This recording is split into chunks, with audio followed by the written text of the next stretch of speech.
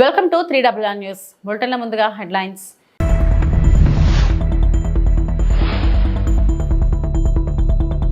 గుజరాత్లో దాహోద్లో 900 HP locomotive తయారీ plant ప్రారంభించిన ప్రధాని మోడీ.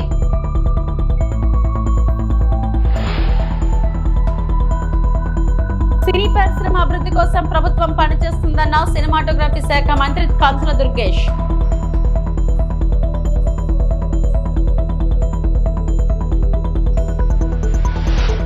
బొత్స వెంకటకి అడ్డగోలుగా టీడీఆర్ కట్టబెట్టారు, పీతల మూర్తి యాదవ్ ఆరోపణ.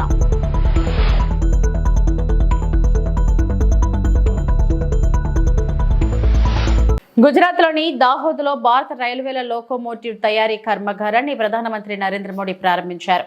దేశీయ సరుకు రవాణా సామర్థ్యాలను పెంచడానికి మరియు ఎగుమతులకు మద్దతు ఇవ్వడానికి ఈ సౌకర్యం 9000 HP इलेक्ट्रिक लोकोमोटिवలను ఉత్పత్తి చేస్తుంది. के पहले 9000 हॉर्स पावर इलेक्ट्रिक लोकोमोटिव जो इंजन है उसे आज राष्ट्र को समर्पित किया जाएगा, जहां रेलवे के लिहाज से ये एक बहुत बड़ी उपलब्धि होगी, क्योंकि टोटली लोकोमोटिव इंजन जो है वो कहीं ना कहीं इलेक्ट्रिसिटी पर अगर डिपेंड करता है तो ये पर्यावरण अनुकूल होगा, कार्बन उत्सर्जन में कमी आई। आप देख सकते हैं इस लोकोमोटिव यूनिट का दौरा करते हुए प्रधानमंत्री नज़र आ रहे हैं। तमाम तरह की जो निटी-ग्रिटीज़ हैं उसको समझने की कोशिश दाहोद में प्रधानमंत्री रेलवे लोकोमोटिव विनिर्माण इकाई का दौरा करते हुए नजर आ रहे हैं, जहां निर्मित देश के पहले 9000 हॉर्स पावर लोकोमोटिव इंजन का अनावरण अब से कुछ ही देर में किया जाएगा।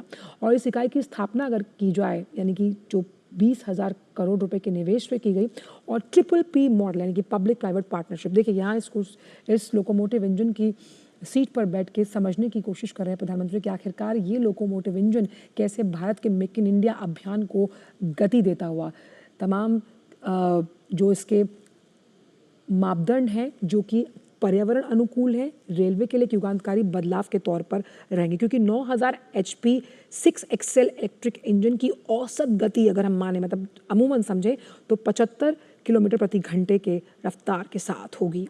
और इस विनिर्माण संयंत्र की सबसे बड़ी बात ये है कि ये देश को समर्पित हो रहा है और देश में ही इसका निर्माण किया गया है। और अगले 10 सालों में आप देखिए ऐसे करीबन 1200 से ज़्यादा इंजन बनाने की कवायद, और इसी लक्ष्य के साथ लगातार ये यूनिट जो है वो काम करेगी।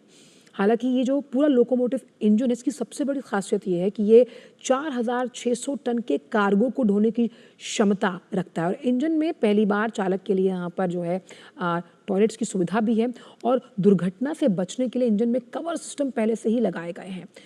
और बहुत कम यानी किफ़ायत के खर्च में इस लोकोमोटिव इंजन का निर्माण किया गया है। और इन तमाम इंजनों पर जो आगे 10 सालों में यानी कि 1 दशक में बनाए जाएंगे, मैन्युफैक्चरिंग बाय दाहोद। समझिए इस बात को कि आपका खुद का मैन्युफैक्चर्ड प्रोडक्ट जब रेलवे की पटरी पर दौड़ेगा तो फ़ख्र और गर्व के साथ भारत कई अन्य देशों के लिए एक उदाहरण के तौर पर रखेगा इस मॉडल को, और रोज़गार के कई आयाम खुलते हुए नजर आएंगे। इस पूरे प्रोजेक्ट के चलते हमने देखा कि कई लोगों को तो परोक्ष रूप से रोजगार मिला ही, लेकिन आगे भी जब इंजनों का निर्माण किया जाएगा तो कई रोजगार के अवसर सृजित होते हुए यहाँ नजर आएंगे।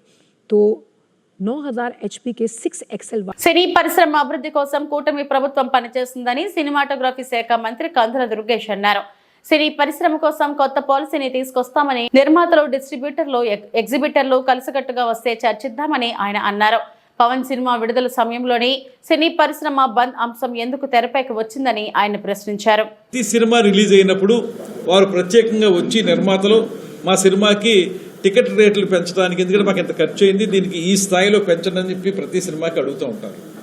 అడిగినప్పుడల్లా మేము డిపార్ట్మెంట్తో మాట్లాడడం, అంటే ఒక్క విషయం అర్థం చేసుకోవాలి, ఇక్కడ ఇది సినిమాటోగ్రఫీ మంత్రిత్వ శాఖ కింద ఉన్నప్పటికీ కూడా దీనికి సంబంధించిన థియేటర్ సంబంధించిన ప్రైస్ హైక్ ఇవన్నీ కూడా మళ్ళీ వచ్చేటప్పటికి హోమ్ డిపార్ట్మెంట్లో ఉంటాయి.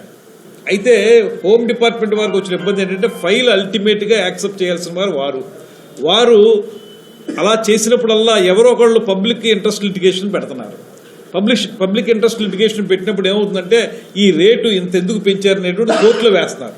కోర్టులో వేసినప్పుడు ప్రతి సినిమాకి కూడా ఆ ప్రిన్సిపల్ సెక్రటరీ గారో లేకపోతే ఆ డిపార్ట్మెంట్ చెందిన వారు కోర్టుకు వెళ్ళి సమాధానం చెప్పుకోవాల్సిన పరిస్థితి వస్తుంది.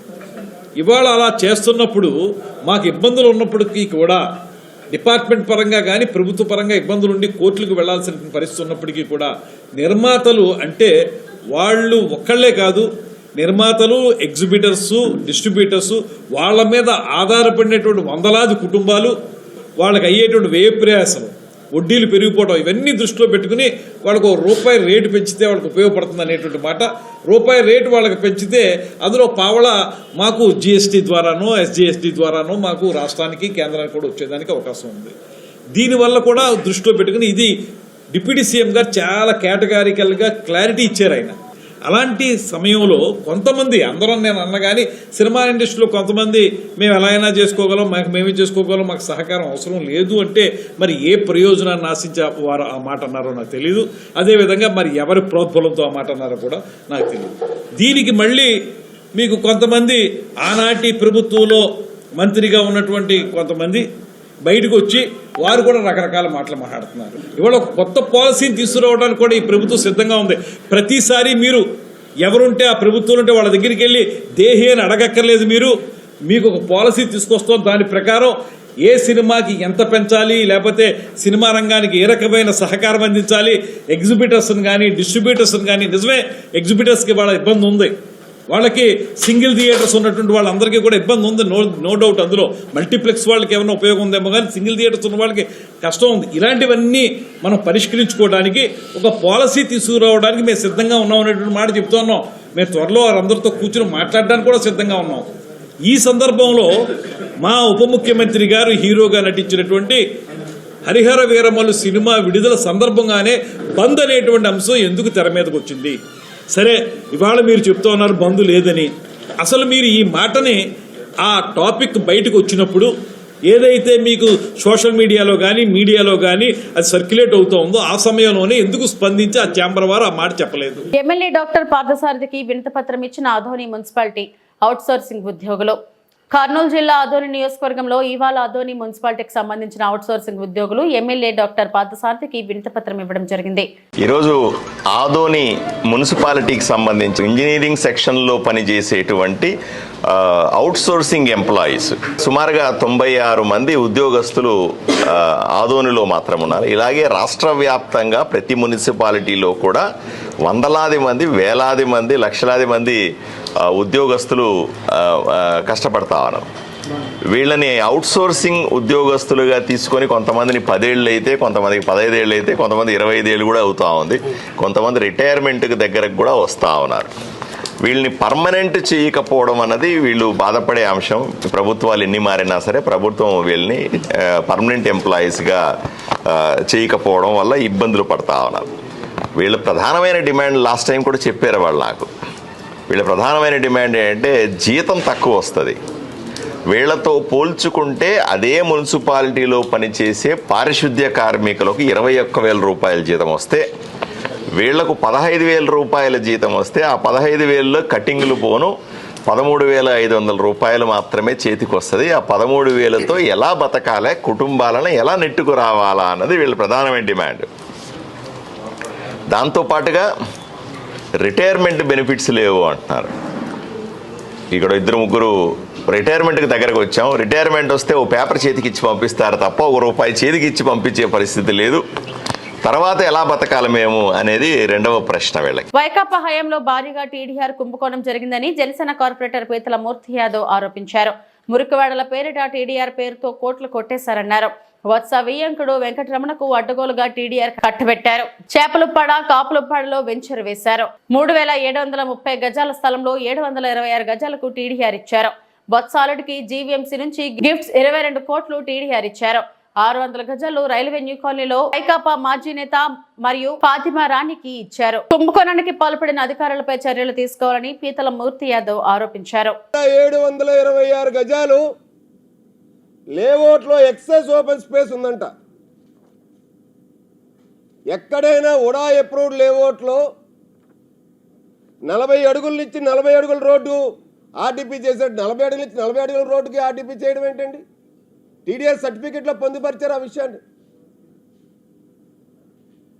అంటే 3,726 గజాలు ఒక ఉడా అప్రూవ్డ్ లేఅవుట్ ఓపెన్ స్పేస్లో 7,452 గజాలకి టీడీఆర్ మంజూరు చేశారు. అప్పుడు చేసినటువంటి అధికారిని ఇప్పుడు రాష్ట్ర పట్టణ ప్రణాళిక విభాగం పెద్ద దిక్కు ఉన్నటువంటి అధికారిని రావూరి విద్యుల్లత అసలు లేఅవుట్ ఎక్సెస్ ఓపెన్ స్పేస్లో ఉడా ఓపెన్ స్పేస్లో బొత్స సత్యనారాయణ గారు మంత్రిగా ఉంటే అల్లుడు కోసం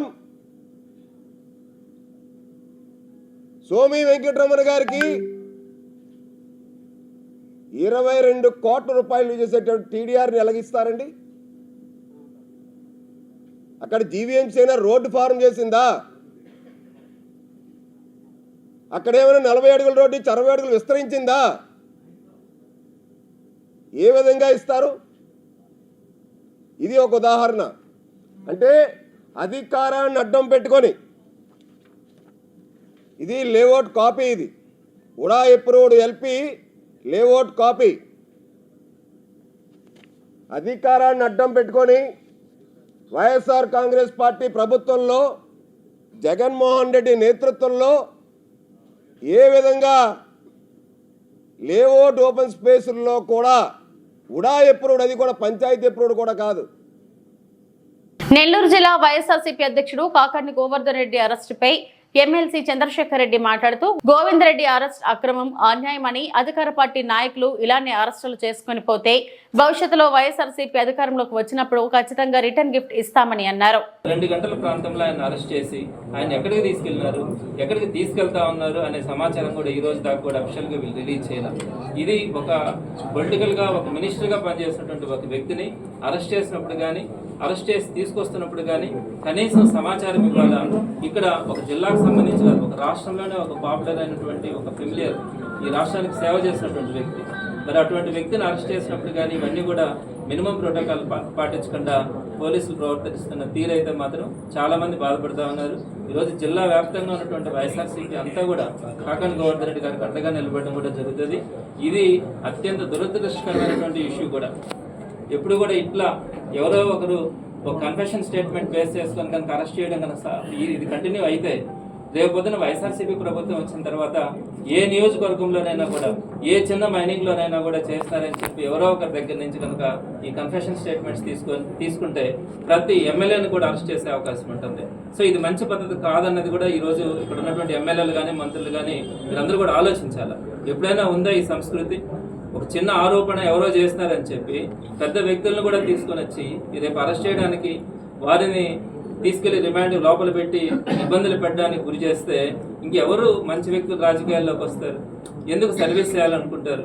ఈ పద్ధతి మంచిది కాదు. తప్పకుండా దీన్నంతా కూడా లీగల్గా ఫైట్ చేయడం జరుగుతుంది. ఏ రోజుకైనా కూడా గోవర్ధన్ రెడ్డి గారు దీంట్లో క్లీన్ చిట్తో ఆయన బయట వచ్చేదానికి కూడా అవకాశం ఉంది. ఎందుకంటే ఆయన ఏ విధంగా కూడా దాంట్లో ఆయన చేయలేదు. నేరుగా కూడా ఆ కేసుతో ఏ విధమైనటువంటి ప్రత్యక్షంగా కానీ పరోక్షంగా కానీ ఆయనకు సంబంధించినటువంటి ఇష్యూ. సో అనవసరంగా పెట్టినటువంటి కేసు కాబట్టి తప్పకుండా దీన్ని న్యాయస్థానాల మీద మాకు గౌరవం ఉంది. తప్పకుండా రాబోయే రోజుల్లో ఈ కేసు గురించి ఫైట్ చేయడం కానీ, ఆ తర్వాత కూడా వీరు చేస్తున్నటువంటి ఏదైతే ఈరోజు తెలుగుదేశం పార్టీ వాళ్ళు ఎన్నైతే అక్రమాలు చేస్తూ ఉన్నారో, ఎన్నైతే దుర్మార్గాలు చేస్తూ ఉన్నారో జిల్లాలోనే కదా రాష్ట్ర వ్యాప్తంగా కూడా, బట్ అన్నింటినీ కూడా ప్రజల దృష్టికి తీసుకెళ్లడం కూడా జరుగుతుంది. ఇంకోటి కూడా వాళ్ళు మహానాడు పేరుతో జరుపుకుంటా ఉన్నారు, ఈ సెలబ్రేషన్స్ అని కూడా జరుపుకుంటా ఉన్నారు. అలానే రేపు 1 year కంప్లీట్ అవుతా ఉంది. ఈ 1 year కంప్లీట్ అయిన తర్వాత 1 year లోపల ఎక్కడ కూడా వాళ్ళు చెప్పినటువంటి ఏ ఒక్క హామీ కూడా నెరవేర్చకపోగా పైపెచ్చి ఈరోజు ప్రజలందరూ కూడా తెలుగుదేశం పార్టీ నాయకులు కానీ ముందుకు వస్తే వారందరినీ కూడా నిలదీయడానికి సిద్ధంగా ఉంటారు ఈరోజు ప్రజలందరూ కూడా. ప్రస్తుతం మైన్స్ లో ఎలాంటి అక్రమాలు జరగలేదని మైనింగ్ శాఖ జాయింట్ ఇన్స్పెక్టర్ లో తేలిందే. ఆయన కక్షపూరితంగా కాకాని గోవర్ధన్ రెడ్డిని ఈ కేసులో తప్పుడు సెక్షన్స్ జోడించి అరెస్టు చేశారు. రెడ్ బుక్ పాలనలో ప్రశ్నించే గొంతుల్ని ఇలా అరెస్టులతో నొక్కేయాలని చూస్తున్నారు. పల్నాడులో పిన్నెల్లి బ్రదర్స్ పై కూడా ఇలానే తప్పుడు కేసు పెట్టారు. ఎన్ని కేసులు పెట్టినా ధైర్యంగా ఎదుర్కొంటాం, భయపడేదే లేదు అని కారుమూరి వెంకటరెడ్డి వైఎస్ఆర్సీపీ అధికార ప్రతినిధి పేర్కొన్నారు. కాకాని గోవర్ధన్ రెడ్డి గారి అక్రమ అరెస్టు మరొక నిదర్శనం అని చెప్పాలి. అలానే పిన్నెల్లి రామకృష్ణారెడ్డి గారి మీద ఏదైతే మర్డర్ కేసు పెట్టారో పిన్నెల్లి రామకృష్ణారెడ్డి గారు వాళ్ళ బ్రదర్ మీద కూడా పెట్టినటువంటి మర్డర్ కేసు కూడా ఇంకో ఉదాహరణ అని చెప్పాలి. కాకాని గోవర్ధన్ రెడ్డి గారిది చూసుకుంటే ఎంత దారుణం అంటే ఈ కేసు, కాకాని గోవర్ధన్ రెడ్డి గారిని A4గా పెట్టారు. ఏంటంటే మైనింగ్లో అంట అక్రమాలు జరిగిపోయినాయి, మైనింగ్ అక్రమాలకు సంబంధించి విదేశాలకి మైనింగ్ ఏదో చెన్నై పోర్టు ద్వారా తరలించారనేటటువంటి ఒక తప్పుడు కేసు పెట్టి A4గా పెట్టారు. దీనికి సంబంధించి రుస్తుం అనేటటువంటి మైన్స్లో అక్రమాలు జరిగాయంటూ ఎవరైతే తెలుగుదేశం పార్టీకి సంబంధించినటువంటి సోమిరెడ్డి చంద్రమోహన్ రెడ్డి ఇచ్చినటువంటి ఫిర్యాదు, దాని ప్రకారం పోలీసులు కేసు నమోదు చేశారు. A4గా కాకాని గోవర్ధన్ రెడ్డి గారిని పెట్టారు. ఆల్రెడీ A1 A2కి ఈ కేసులో బెయిల్ వచ్చింది. బట్ ఈయనకి SC ST కేసు కూడా దీంట్లో ఇంక్లూడ్ చేయడం వల్ల ఏదో గిరిజనులు బెదిరించారనేది పెట్టి తప్పుడు కేసు పెట్టడం వల్ల కాకాని గోవర్ధన్ రెడ్డి గారికి బెయిల్ రాకుండా ఈ ప్రభుత్వం కుట్రల బండి కేసు పెట్టింది.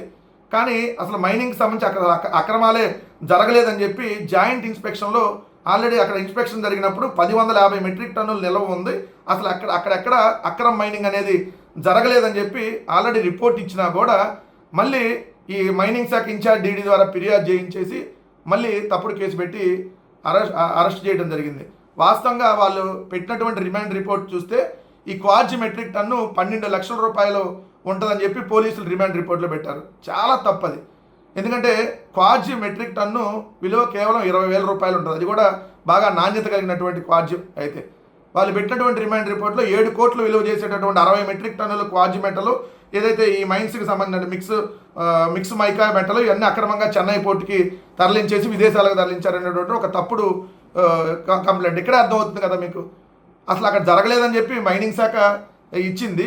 వాళ్ళు ఇన్స్పెక్షన్ చేసి ఏం జరగలేదు, అక్కడ అసలు అక్రమ మైనింగ్ అనేది జరగలేదు, అక్కడ 1050 మెట్రిక్ టన్నులు నిల్వ ఏదైతే అలానే ఉంది అని చెప్పినా కూడా తప్పుడు కేసు పెట్టి ఈరోజు అరెస్ట్ చేశారంటే వైఎస్ఆర్ కాంగ్రెస్ పార్టీ జిల్లా అధ్యక్షులను కానీ మాజీ మంత్రులు ఎవరిని వదిలిపెట్టం, మేము అందరినీ అరెస్ట్ చేసి ఈ ప్రభుత్వంలో జరుగుతున్నటువంటి ఏదైతే దుర్మార్గాల్ని, ఏదైతే ఈ ప్రభుత్వంలో జరుగుతున్నటువంటి అన్యాయాలని వైఎస్ఆర్ కాంగ్రెస్ పార్టీ వాళ్ళు ప్రశ్నించకూడదు, ప్రశ్నిస్తే అరెస్ట్ చేస్తామనేటటువంటి టార్గెట్లో భాగంగానే కాకాని గోవర్ధన్ రెడ్డి గారిని అరెస్ట్ చేయడం జరిగింది. దయచేసి ప్రజలు కూడా ఈ ప్రభుత్వం చేస్తున్నటువంటి దుర్మార్గాల్ని ఎండగట్టాల్సినటువంటి అవసరం ఉంది. వీళ్ళు చేసేటటువంటి తప్పుడు ప్రచారాన్ని, ఈ కూటమి ప్రభుత్వం చేసేటటువంటి తప్పుడు ప్రచారాన్ని దయచేసి నమ్మొద్దని చెప్పి ప్రజలకు చెప్తూ డాక్టర్ బిఆర్ అంబేద్కర్ కోనసీమ జిల్లా ముఖ్యమంత్రి సహాయ నిధి చెక్కుల పంపిణీ మలకిపురం మండలంలో శాసనసభ్యులు వారి క్యాంప్ కార్యాలయం విశ్వేశ్వరరాయపురం నందు ముఖ్యమంత్రి సహాయ నిధి ద్వారా రాజోలు నియోజకవర్గంలోని 19 మంది లబ్ధిదారులకు మంజూరు కాబడిన 14,31,946 రూపాయల విలువ గల చెక్కులను శాసనసభ్యులు దేవవరప్రసాద్ చేతుల మీదుగా అందజేశారు.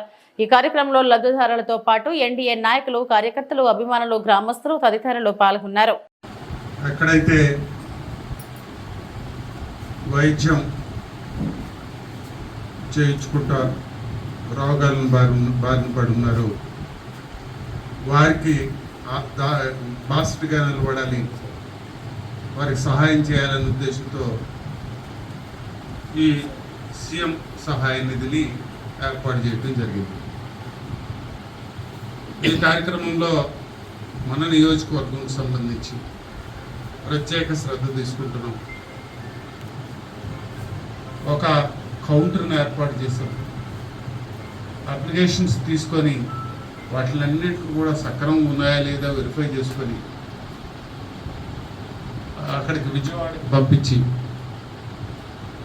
స్క్రూటినీ చేయించి అంతా కూడా సక్రమంగా ఉందని తేలిన తర్వాత అక్కడ మనం వాటిలన్నిటిని కూడా మంజూరు చేయించి తెప్పిస్తూ ఉన్నాం. ఇప్పటికే సుమారు 2.5 కోట్ల రూపాయల వరకు మనకి ఈ 11 నెలల కాలంలో మనం ఈ మన నియోజకవర్గంలో వేరు ఇబ్బందులతో, ఆరోగ్య సమస్యలతో బాధపడుతున్న వారందరికీ కూడా 250 మందికి సుమారు ఈ రోజు వరకు మనం ఈ సీఎం సహాయ నిధి నుంచి కొంత మొత్తాన్ని డబ్బు సహాయాన్ని ఇప్పిస్తూ ఉన్నాం. సో దానిలో భాగంగా ఈరోజు మీకు కూడా సుమారు 19-20 మందికి ఈరోజు మనం కంప్లీట్ కార్యక్రమం పాల్గొంటాం.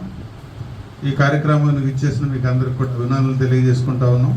ముఖ్యంగా ఇదంతా కూడా చాలా మంచి పద్ధతిలో జరుగుతున్నందుకు ఇక్కడ చేస్తున్న మనకి సహాయపడుతున్న ఈ సహాయ నిధి సెల్ వీళ్ళందరికీ కూడా నేను అభినందనలు తెలియజేసుకుంటూ, నాయకులందరూ కూడా ప్రత్యేకమైన శ్రద్ధ ఈ విషయంలో తీసుకుంటున్నందుకు వారికందరికీ కూడా నేను అభినందనలు తెలియజేసుకుంటూ మనం పంపిణీ కార్యక్రమాన్ని మొదలుపెట్టుకుందాం. డాక్టర్ బిఆర్ అంబేద్కర్ కోనసీమ జిల్లా అమలాపురం నియోజకవర్గం. ఇండియాలో మళ్లీ కోవిడ్ కేసులు మళ్లీ పెరిగే సమయంలో మనం ఆరోగ్యం విషయంలో తగు జాగ్రత్తలు తీసుకోవాలని Amalapuram Konaseema care hospital MD doctor Karam Raviteja సూచించారు. ఎప్పటికప్పుడు చేతులు శుభ్రంగా ఉంచుకోవడం, తుమ్ములు, దగ్గు, రొంప, ఆయాసం వంటివి ఉన్నట్లు అయితే వెంటనే డాక్టర్ను సంప్రదించాలి. సమూహాలకు దూరంగా ఉండటం, మాస్క్ ఉపయోగించడం వంటి జాగ్రత్తలు తీసుకున్నట్లయితే కోవిడ్ బారిన పడకుండా మనల్ని మనం రక్షించుకోగలుగుతాం. Konaseema care hospitals doctor Karam Raviteja ఎండి తెలిపారు. అందరికీ నమస్కారం అండి. నేను doctor Karam Raviteja, MD general medicine, Konaseema care hospital. So మన ఇండియాలో మళ్ళీ కోవిడ్ కేసులు అన్నీ పెరగడం జరుగుతున్నాయండి. సో ఈ అవుట్ బ్రేక్లో అందరూ కూడా తగిన జాగ్రత్తలు తీసుకుని వెళ్తారని చెప్పి అందరినీ విన్నపించుకుంటున్నాం. ఈ కోవిడ్ JN1 వేరియంట్గా పేర్కొంటున్నారు. అలాగే ఆంధ్రలో కానీ చుట్టుపక్కల కానీ కేసులు నమోదవుతున్నాయి. ఏమన్నా తుమ్ములు, జ్వరం, దగ్గు, రొంప, గొంతు నొప్పి ఇలాంటి సింటమ్స్ ఏమైనా ఉంటే అందరూ కూడా హోమ్ ఐసోలేషన్ ప్రిఫర్ చేసి తగిన వైద్యం తీసుకోవాలని, అలాగే సరైన డాక్టర్ని సంప్రదించాలని చెప్పి కోరుకుంటున్నాం. అలాగే ఏమైనా ఆయాసం ఎక్కువైనా, ఒక్కసారిగా జ్వరం వచ్చి ఏమైనా ఇబ్బంది పడినా కూడా టెస్టింగ్ చేయించుకోవాలని మీ అందరికి కూడా తెలియజేసుకున్నాం. ఈ సామూహిక గ్యాదరింగ్స్ కానీ లేకపోతే పబ్లిక్ మీటింగ్స్ కానీ అన్నీ కూడా అందరూ దూరం ఉంటారని చెప్పి తెలియజేసుకుంటూ, అలాగే చేతులు కడుక్కోవడం, మాస్క్ వేసుకోవడం ఇవన్నీ కూడా బయట తిరగడం కూడా తగ్గించాలి. ఎక్కువ వృద్ధులు, చిన్నపిల్లలకి ఎఫెక్ట్ ఎక్కువ ఉంటుందండి. సో అన్ని తగిన జాగ్రత్తలు తీసుకుని అందరూ జాగ్రత్త పడతారని చెప్పి తెలియజేసుకున్నాం. Thank you very much. అప్పతాగి పోలీసుల మీదకి తిరగబడ్డ మందుబాబు కోనసీమ జిల్లా ఐపోలవరం మండలం యానాం ఎదురులంక అంతర్రాష్ట్ర చెక్ పోస్ట్ వద్ద డ్రంక్ అండ్ డ్రైవ్ మద్యం మత్తులో పోలీసులపైకి తిరగబడిన యువకులు. మందుబాబును అదుపులోకి తీసుకున్న పోలీసులు.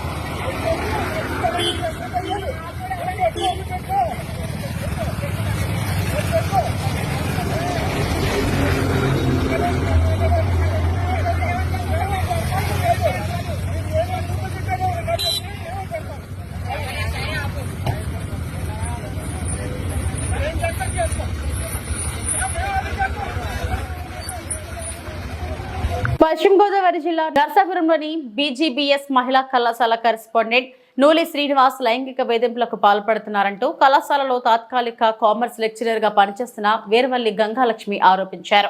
నర్సాపురంలో తోటి మహిళా ఉద్యోగులతో కలిసి బాధితురాలు మీడియాతో మాట్లాడుతూ, వికలాంగురాలని నన్ను విడిచిపెట్టేయాలని చెప్పిన శ్రీనివాస్ కనుకరించకుండా లాడ్జికి, సినిమాలకు, సెలవు రోజుల్లో కాలేజీకి రమ్మని ఒత్తిడి చేస్తున్నాడంటూ బాధితురాలు ఆరోపించారు. అతని కోరిక తీర్చలేదని కోపంతో 2 సార్లు ఉద్యోగం నుంచి తనను తొలగించాడని, చివరికి తోటి ఉద్యోగులు, విద్యార్థులు ఆందోళన చేయటం తిరిగి విధుల్లోకి తీసుకున్నాడని బాధితురాలు ఆవేదన వ్యక్తం చేసింది. పోలీసులని కొంతమంది విద్యార్థులను కూడా కరెస్పాండెంట్ ఇదే తరహాలో వేధింపులకు పాల్పడుతున్నాడని విచారణ జరిపి అతనిపై తక్షణం చర్యలు తీసుకోవాలని ఆమె డిమాండ్ చేశారు. నా పేరు వీరవల్లి గంగాలక్ష్మి అండి. నేను ఫిజికల్లీ హ్యాండిక్యాప్డ్ సార్. నేను BGBS ఉమెన్స్ కాలేజ్లో 2014 నుంచి కామర్స్ లెక్చరర్గా వర్క్ చేస్తూ, దాంతోపాటు టెక్నికల్గా సిస్టమ్ వర్క్ కూడా చూస్తాను సార్. నేను కొన్ని సెక్చువల్ హెరాస్మెంట్కి గురయ్యి అతని బాధ తట్టుకోలేక బయటకు వచ్చాను. ఈరోజు మా సెక్రటరీ అండ్ కరెస్పాండెంట్ గారు BGBS women's college Nooli Srinivas గారు అలియాస్ నారాయణరావు చెప్పిన తర్వాత అతను అక్కడి నుంచి నన్ను టార్చర్ చేయడం మొదలుపెట్టాడు. కరెక్ట్గా సర్టిఫికేట్ వెరిఫికేషన్ జరిగితే నాకు ఇవ్వాల్సిన సర్వీస్ని కూడా సరిగ్గా ఇవ్వలేదు ఆ టైంలోని. ఎంతమంది నా కో ఫ్యాకల్టీ వచ్చి బ్రతిమాలినా, ఎవరు బ్రతిమాలినా అలాగ అసలు ఎవరు చేయలేదు. నేను ఇంట్లో నుంచి అసలు బయటకు కూడా వెళ్ళని వ్యక్తి. నేను కాలేజీ, ఇల్లు తప్ప నాకు వేరేది కూడా తెలియదు. అలాంటి టైంలో నన్ను ఎలా అరెస్ట్మెంట్ చేస్తాను, ఇంట్లో చెప్పుకోలేక, ఇంట్లో చెప్తే మానేయమంటారు. సర్టిఫికేట్ వెరిఫికేషన్ జరిగింది, ఏదో గవర్నమెంట్ చేస్తుంది, ఇంత చదువుకున్నాను, నాకు ఏం తక్కువ, నేను ఎందుకు మానేయాలి, చాలాసేపు. అతను ఎప్పుడు ఏ వర్క్ చేసినా సరే సండే రమ్మని రాకపోతే గొడవలు. అక్కడ హాలిడేస్లో రమ్మంటాడు, నేను రాను. ఇదే గొడవలు. కాదంటే అన్ని విషయాలు నేను బయటికి చెప్పుకోలేను కదండి, కొన్ని విషయాలు. ఆ అమ్మాయిని నన్ను బండి మీద తీసుకెళ్ళి బండి మీద రావడం, నన్ను దగ్గర నుంచి చూసుకుంటే తను ఏమన్నారంటే, నువ్వు తీసుకొస్తా కుదరదు ఝాన్సీ, గంగా మేడంని నువ్వెందుకు తీసుకొస్తున్నావు, తీసుకురావద్దని అన్నారు. అదేంటి సార్, అది నా ఇష్టం, నేను తీసుకొస్తానని అంటేని తను అన్నారండి, అలా అయితే తీసుకెళ్ళి మీ ఇద్దరిని గుద్దించేస్తాను కారు ఎట్టి మీ ఇద్దరిని అని అడిగారు.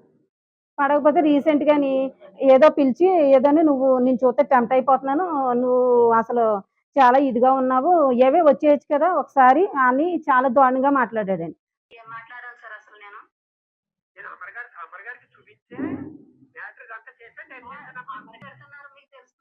స్టూడెంట్స్ కూడా ఉండేవారు పిల్లలు. చాలా మంది స్టూడెంట్స్ కూడా పిల్లల దగ్గర కూడా అలాగని మాట్లాడితే పిల్లల్ని కూడా వేధించేవాడు. నా పిల్లలు కూడా నా దగ్గరికి వచ్చి చెప్పడం చాలా మంది జరిగింది.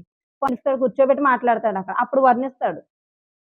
అలా చేసేవాడు ప్రూఫ్స్ అన్ని తీసుకొస్తే ఊడుకోదు కదా సార్. ఫోన్ అక్కడ ఇవి ఇప్పటివరకు నా బులెటిన్ అప్డేట్స్. నమస్తే.